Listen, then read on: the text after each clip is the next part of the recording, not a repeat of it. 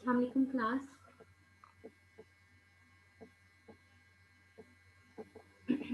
वालेकुम सलाम ma'am.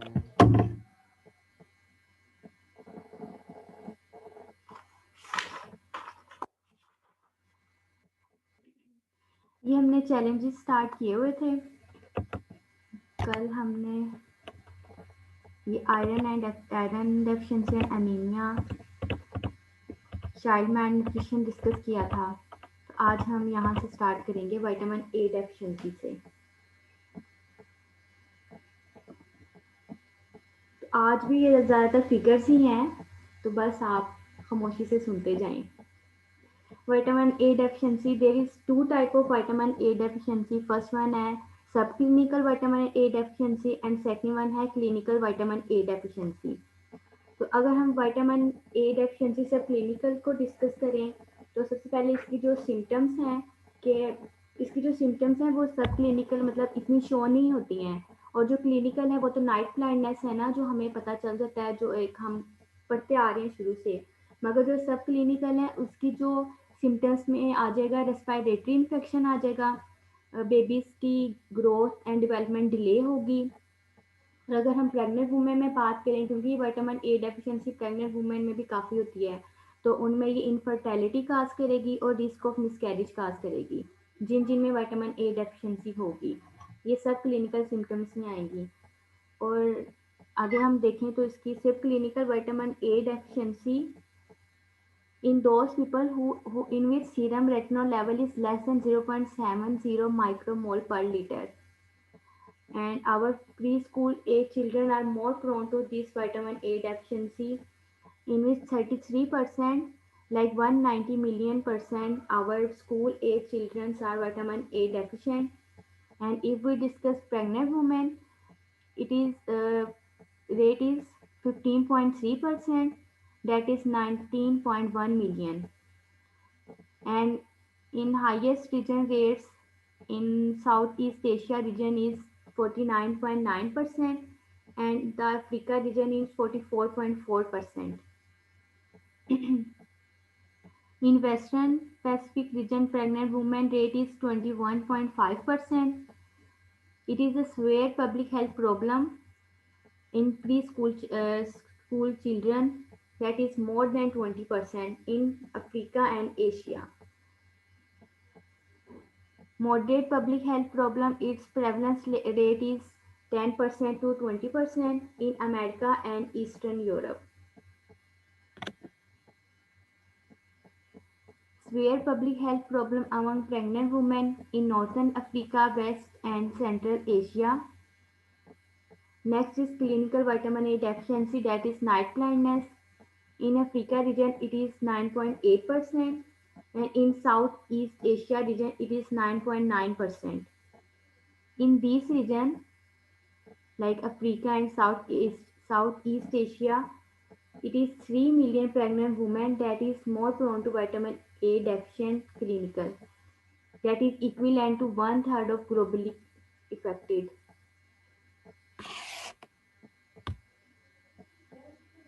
Next है आयोडीन डेफिशिएंसी। तो इसकी सिम्टम्स में गोइटर है, like swelling of neck, fatigue, weakness, dry skin, trouble in learning and understanding, hair loss, weight loss, ये सब आयोडीन की डेफिशिएंसी में आएगा सिम्टम्स में। If urinary iodine concentration is less than 100 microgram per liter, then that person is iodine deficient. In school age children, it is 29.8%. Our school age children are iodine deficient. Total overall population is 28.5%. And overall बात करें तो 1.88 million people are affected due to iodine deficiency. It is highest rate in European region, that is 43.9% of school age children and 44.2% of general population. In Africa region, ma'am ये statistics करने हैं याद? नहीं करना है, ये बस आपकी नॉलेज के लिए है, देखने बस आप इसको।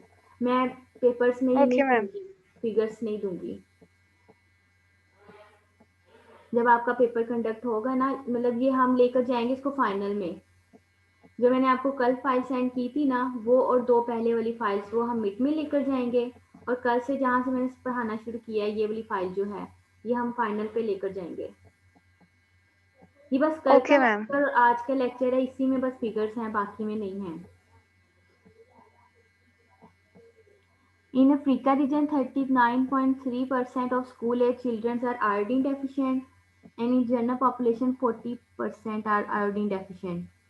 Eastern Mediterranean region, 38.6% school-age children are iodine deficient, and in general population, 37.4% are iodine deficient. It is a major public health problem in 32 countries. जैसे अब ये देखें, अब ये हाईलाइटेड हो रही है, अगर हम बाकी फिगर्स को छोड़ें कि कितने कंट्रीज में ये मेजर प्रॉब्लम है, तो जो चीजें हाईलाइटेड हो रही हैं बाकी से होकर, तो उसको आप जरा देख लीजिएगा सारे। जो बहुत ज्यादा फिगर्स हैं वो मैं नहीं दूंगी पेपर्स में। High intake in some country like America, it induce iodine hypothyroidism. Hypothyroidism मतलब हमारे जो थायरॉक्सिन ग्लैंड की जो हार्मोन्स की है, उसकी जो रिलीज है वो ज़्यादा हो जाती है हमारी बॉडी के अंदर। थायरॉक्सिन एक हार्मोन है, ग्लैंड वो बहुत ज़्यादा प्रोड्यूस होने लग जाता है, जिसकी वजह से अनइंटेंशनल वेट लॉस होता है और इरेगुलर हार्ट बीट होना स्टार्ट हो जाती है।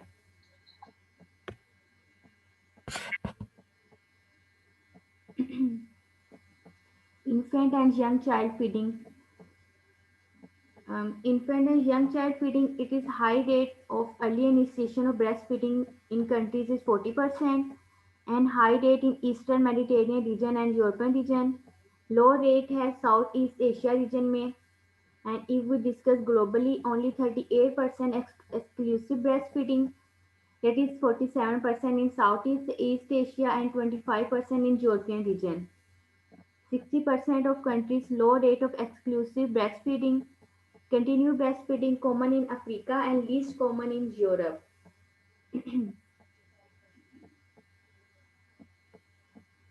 And 60% of country reported complementary food. Complementary food like जो 6 से 8 मंथ में स्टार्ट कर देते हैं बेबीज को, वो 60% में रिपोर्टेड हुई है कंट्रीज में।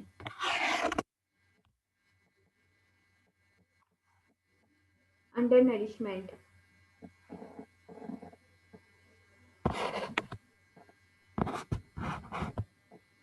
FAO, Food Agriculture Organization, as an estimated dietary energy supply below the minimum dietary energy requirement. A survey was conducted in 2010 to 12, in which estimated that we supply below energy requirement, that is totally उनका जो rate था, जो उनको requirement चाहिए थी हमारी population को, एक टारगेट पीपल्स को, उससे जो हम उनको सप्लाई कर रहे हैं वो तो बहुत बिलो हैं। ये एक उन्होंने सर्वे किया था 2010 से लेकर 2012 तक, जिसमें उन्होंने एस्टिमेटेड किया कि dietary energy supply below the minimum dietary energy requirement, कि जितनी रिक्वायरमेंट थी इस एरिया में या इस रीजन में या इस ग्रुप ऑफ पीपल्स में, मगर उनको जो सप्लाई थी वो बिलो जा रही थी उस रिक्वायरमेंट से। तो ये उन्होंने डिटरमिन किया था किसके ज़रिए, अमाउंट ऑफ फूड अवेलेबल पर पर्सन के। FAO वालों ने पहले वहाँ पे काउंटिंग की, या जो भी उन्होंने वहाँ पे एक सर्वे कंडक्ट किया कि वहाँ पे जितने पर्सन, जितने लोग वहाँ पे रह रहे थे, मगर वहाँ पे जो फूड सप्लाई की जा रही थी वो कम थी, बिलो थी उनकी रिक्वायरमेंट से। तो सेकंड था degree of inequality in food access, कि इसका मतलब ये होगा कि इनइक्वालिटी का, कि वहाँ पे जो फूड उन्होंने सप्लाई की जा रही थी वो तमाम ग्रुप ऑफ पीपल्स को वो मिल नहीं पा रही थी। कुछ फूड्स की जो उनके लिए बेसिक थी और उनकी जो नीड थी, उनको उनकी प्राइसेस काफ़ी ज़्यादा हाई थी, तो वो उनको एक्सेस ही नहीं थी, या अगर फूड वहाँ जा रही है तो वो तमाम पीपल्स तक वो पहुँच ही नहीं पा रही थी, जिसकी वजह से क्या हो रहा था, लोग अंडर नरिशमेंट का शिकार हो रहे थे। ये कब किया गया था, 2010 से 2012 में। तो इसका थर्ड पॉइंट है minimum calories required for average person, कि एक एवरेज पर्सन की जो उन्होंने रिक्वायरमेंट निकाली थी BMR के ज़रिए कि इनकी इतनी कैलोरीज की रिक्वायरमेंट है, मगर वो उनको जो सप्लाई हो रही थी वो मिनिमम रेट था। तो जब इन्होंने पूरा ये सर्वे कंडक्ट किया तो उसमें 868 million peoples are undernourished, तो ये परसेंटेज इसकी बनती थी 12.5%। एंड 1990 एंड 1992 में भी एक सर्वे किया गया जिसमें 1 बिलियन पीपल जो कि 18.6% थे वो भी अंडर नरिश का शिकार थे उस रीजन में।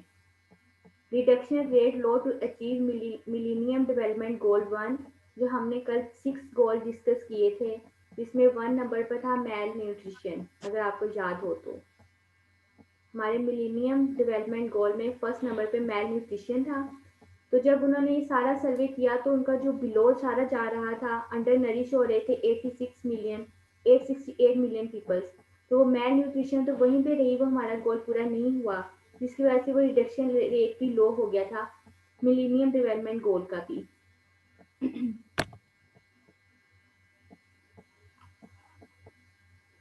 Globally financially economic food crisis in 2008 2008 में ग्लोबली अगर हम बात करें वर्ल्ड वाइड की तो फूड क्राइसिस आया था इकोनॉमिकली, जिसमें स्पाइक्स इन फूड प्राइसेस, मतलब फूड प्राइसेस की जो रेट्स थे फूड्स के वो हाई चले गए थे, जिसकी वजह से millions of people unable to escape poverty, कि बहुत ज़्यादा लोग जो थे वो पॉवर्टी का शिकार हो गए थे।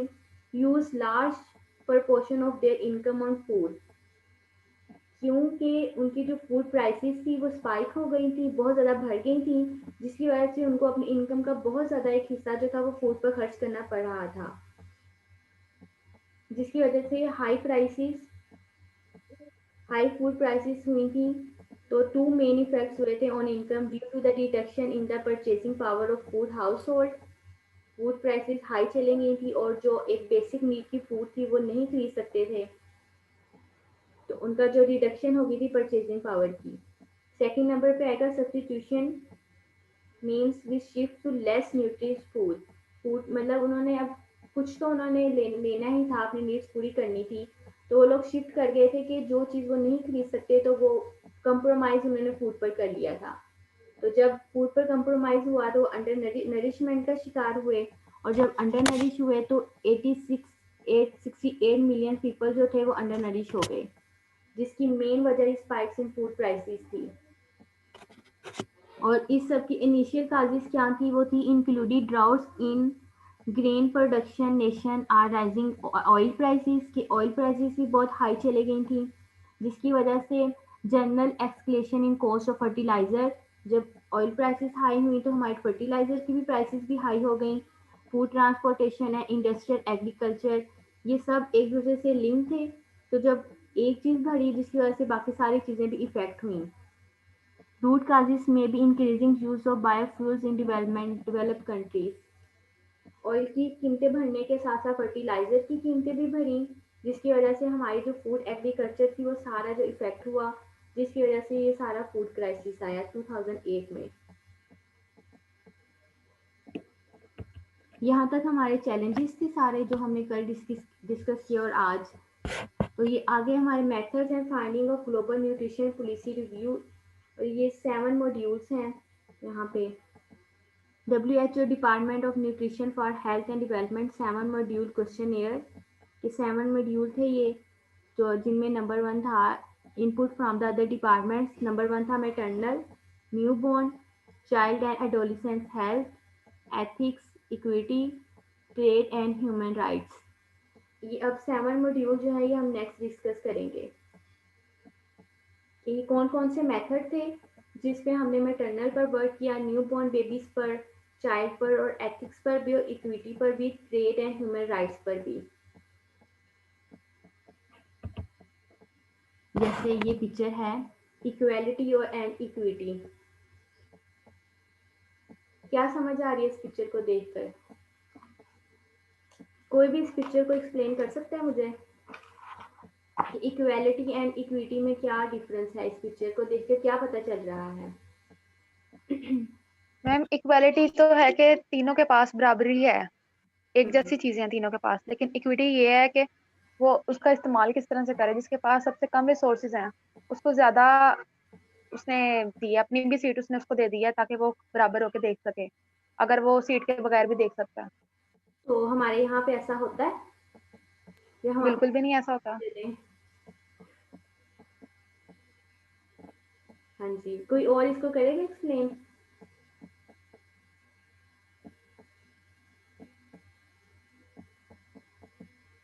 कि इक्वालिटी एंड इक्विटी क्या है। ये इन्होंने बिल्कुल ठीक कहा है, इसको थोड़ा सा अगर कोई और ऐड कर दे इसमें तो क्या समझ आ रहा है सबको?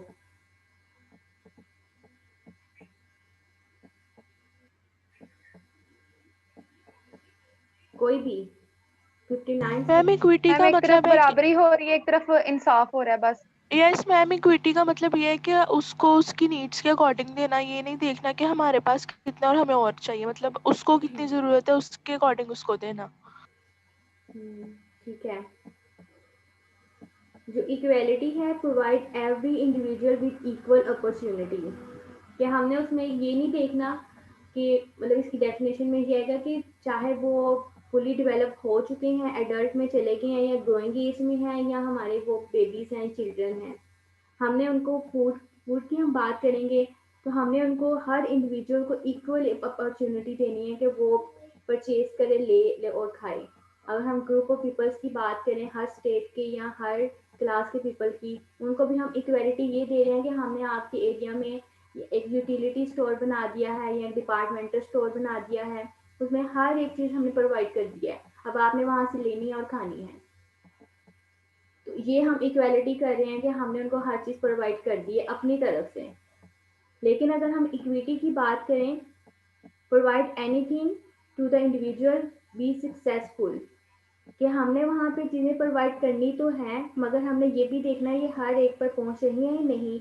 हमने वहाँ की जो प्राइस कॉस्ट, वहाँ पे सबसे नंबर 1 आएगा फूड की प्राइस कॉस्ट, कि वो हर जो इंडिविजुअल है, हर ग्रुप का जो है, वो वहाँ पे आकर ले भी सकता है कि नहीं।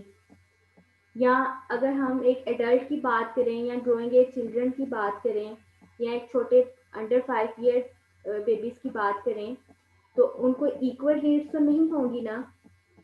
तो हमने ये मेक श्योर करना है कि हर इंडिविजुअल को, अगर कोई विटामिन डेफिशिएंट है या मिनरल डेफिशिएंट है या कोई डिजीज है तो उसको सप्लीमेंट्स की ज़रूरत है, तो वो हर ग्रुप ऑफ पीपल को इक्वल सक्सेसफुल पहुंच सके।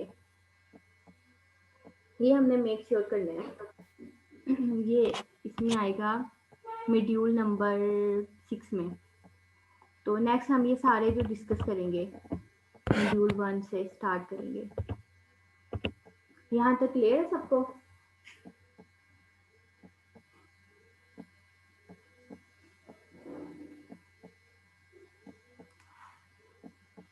कोई क्वेश्चन हो किसी का?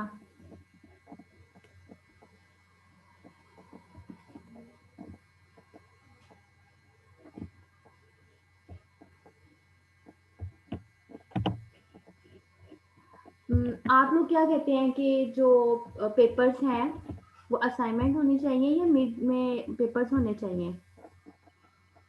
मैम पेपर ही हो जाए, असाइनमेंट्स तो फिर इस तरह ही होती है कि हर सब्जेक्ट की 4-4 5-5 असाइनमेंट्स होती हैं, वो बहुत ही ज्यादा काम हो जाता है यस फिर। मैम, असाइनमेंट्स नहीं बनती, मिड्स ठीक है, मतलब कम से कम ये तो होता है कि हम पढ़ भी लेते हैं, असाइनमेंट्स नहीं होती। असाइनमेंट्स नहीं होती, ठीक है।